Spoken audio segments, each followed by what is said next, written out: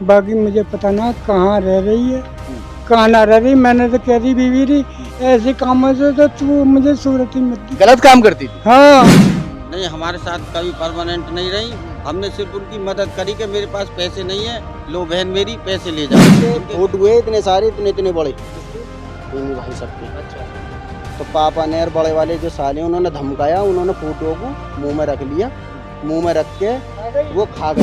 थाने में भी लिख के दे दिया जंगीराबाद कोतवाली में कि मतलब किसी वजह से कि कोई गलत काम करती है तो मेरी कोई जिम्मेदारी नहीं। मुझे बताया ना, मुझे गुस्सा आ गया, मैंने चांटा मार दिया तो उसने दूसरे दिन ही फांसी लगा दी। एक महिला का शव मोर्चरी में रखा हुआ है। अभी थोड़ी देर पहले जब पुलिस ने उनके परिजनों से कांटेक्ट करने की कोशिश की थी तो परिजनों ने साफ इनकार कर दिया था कि हमें डेड बॉडी को नहीं लेना है, जो चाहे उस डेड बॉडी का आप कर दीजिए। ससुराल वाले हैं, उनसे कांटेक्ट करने की कोशिश की, कोई कांटेक्ट नहीं हुआ। जो मायके वाले हैं उनसे बातचीत हो गई, फिलहाल मायके वाले यहाँ पहुंच गए हैं। आखिर वो डेड बॉडी को लेना क्यों नहीं चाहते थे, वो पूरी जानकारी उन्हीं के पिताजी से लेंगे। और जिनके साथ वो रह रही थी, इनका आरोप है कि देविंदर नाम के एक शख्स हैं जो सामने बैठे हुए हैं, इन्होंने ही इनके परिवार वालों को बताया था कि आपकी जो बेटी है वो खत्म हो चुकी है, उसने जहर खा लिया जिसकी वजह से उसकी जान चली गई है। वो भी उनसे भी बातचीत करेंगे कि आखिर ऐसा क्यों हुआ। मैं इस वक्त बुलंदशहर के जिला अस्पताल में पोस्टमार्टम हाउस पर मौजूद हूँ और बेटी के जो पिता हैं वो यहाँ पर इस वक्त हमारे साथ हैं।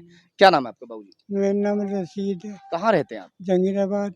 जहांगीराबाद। हाँ, बेटी की मौत की खबर सुनने के बाद आपने आपके बेटों ने हाँ। मना क्यों कर दिया था कि हमें डेड बॉडी नहीं चाहिए? ऐसा है ना, वो जो औगटे काम करे हम राजी ना आए ऐसी बातों से। समझे, घर पे आई, भैया तू 1 महीना हुआ तू कहाँ गई, मैं सनो करी कल को आऊंगी। तो मैंने उसमें चांटा मार दिया। पहले उसकी शादी वादी कहीं कर दी थी? शादी विधवा तो हो गई, और शादी 4 साल हो गई, उसे 4 बच्चे भी हैं। अच्छा। यही तो रोना मुझे, बच्चे उसके 4 बच्चों की माँ है। हाँ, 2 लड़के हैं 2 लड़की हैं। हाँ।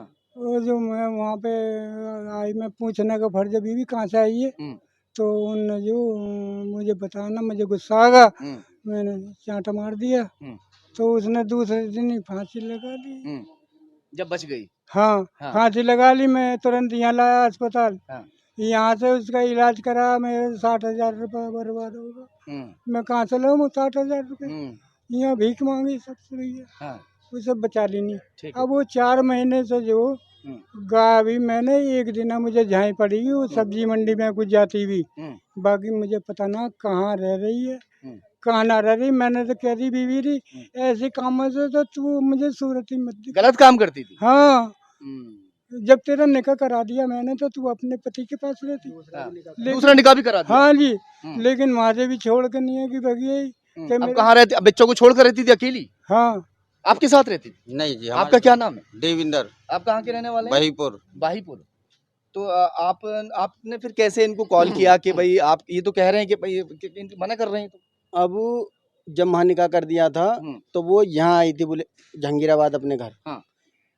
इन्होंने उसके चांटा मार दिया, तू वहाँ से को आई जब तेरा दूसरा निकाह कर दिया। हाँ। अब तू बेटा वहाँ नहीं हुआ। हाँ। बच्चे उन्होंने ले लिए परतापुर में। हाँ। जहाँ पे उनके दादा दादी हैं, उनके पास हैं बच्चे।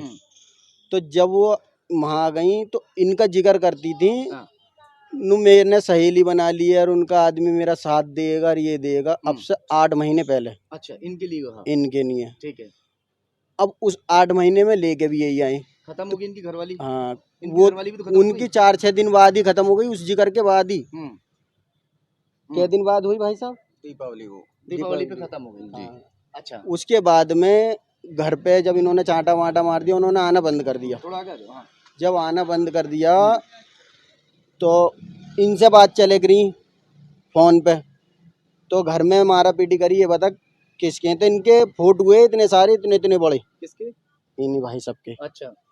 तो पापा ने और बड़े वाले जो साले उन्होंने धमकाया, उन्होंने फोटो को मुंह में रख लिया, मुंह में रख के वो खा गई। इनके फोटो खा गई इनके? हाँ, हमने जो देखे वो मुड़ छुड़ तो हो गए, मगर इनका फोटो है वो। फिर उन्होंने क्या काम करा, हम तो जाके ऊपर जाके लेट गए। मैंने बाजी ऐसे ना ऐसे, वो बेचारी हमारे साथ रोटी वोटी खाई उन्होंने। और कोई दिक्कत ना। अब तो अब वो जो है हम अपने मैं तो पर अपनी बड़ी सलज के पास जाकर बतलाने लगा, बैठ गया। मैं बैठे बैठे वहाँ लेट गया, सो गया।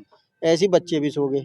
ये नीचे रह गई, दो बहनें, एक मेरी घरवाली, एक हमारी यही तुम्हारी कौन लगती थी? मेरी बड़ी साली है। बड़ी साली। हाँ। अब ये दोनों नीचे रह गई, तो मेरी घरवाली जो मेरे पास को आई ना ऊपर को, नु मायरा के पापा सो रहे हैं, नु हाँ, नु चलो तो सोया, रोटी तो खा लो। मैं बस रोटी खा के फिर दोबारा लेट गऊँ। रोटी तो मैं पहले खाई आया, पता क्या चीज़ लेकर आई जो खिलाई मुझे, मैं खा के लेट गया। बस लेट के बस आँखें लगी, इतने में तो नीचे से आवाज़ आ गई। वो ना होते कुबेर के जो डुब्बे हुए, उसके मुँह से गुल के, वो 2-3 डुब्बे पी के और गले में रुपट्टा लगा के अंदर कमरे में। क्यों?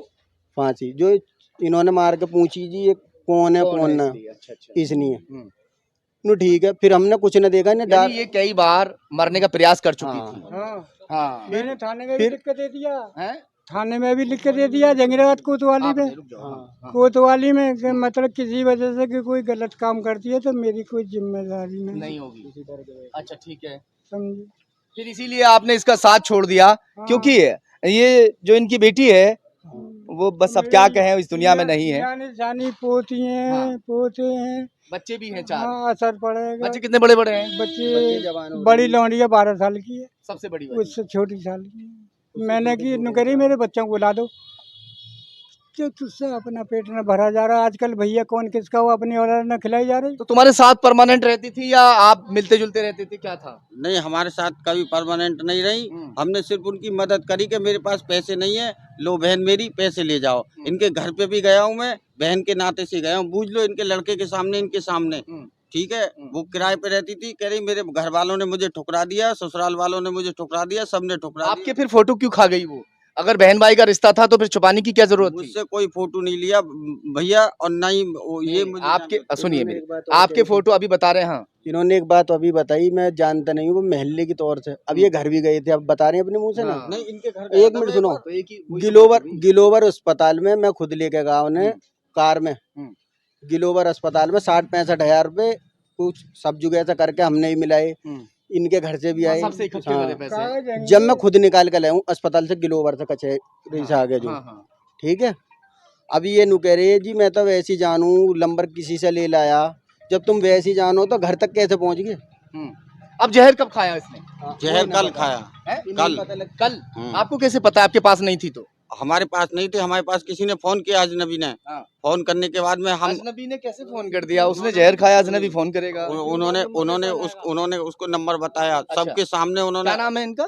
इनका खत्म जो हुई है, इनका नरगिस। तो उन्होंने बताया कि भैया नरगिस को जानते हो? मैंने कि हाँ। कि उन्होंने भैया जहर खा लिया। हमने फिर 100 नंबर पे कॉल करी, 100 नंबर वालों ने कॉल नहीं उठाई। फिर हमने थाने में कॉल करी, बोले भाग अपने वहाँ पे चले जाओ, दिल्ली गेट चौकी में। हम दिल्ली गेट चौकी में गए, वहाँ से इन्हें सबको अपने साथ लिवा के लेके गए। देवेंद्र ने एक इंसानियत तो दिखाई है। मरने के बाद में अगर ये चाहता तो किसी से भी कोई कांटेक्ट करने की कोशिश नहीं करता, मगर इन्होंने इनके परिवार को सूचना दी, क्योंकि इनके परिवार को कोई लेना देना नहीं था, परिवार इनकी ओर देखता नहीं था। परिवार ने एक तरह से इनको जो है बेदखल कर दिया था। थाने में तहरीर वगैरह लिख कर देती थी कि अगर कोई भी ये कदम उठाती है तो हम इसके जिम्मेदार नहीं होंगे। मगर देवेंद्र जो है वहाँ अभी टिका हुआ भी है, यहीं पर ये बैठे हुए हैं। परिवार को बुला लिया है कि भाई आपकी जो बेटी है वो पोस्टमार्टम हाउस में है, उसका ले आकर अंतिम संस्कार रीति रिवाज के तहत आप कर दीजिए। खैर, बाकी पोस्टमार्टम रिपोर्ट के बाद साफ हो जाएगा कि क्या जबरन जहर खिलाया गया, या फिर खुद उसने खाया, या फिर उससे पहले मारपीट हुई। क्या हुआ वो पूरी रिपोर्ट आने के बाद ही साफ हो पाएगा कि मामला क्या है।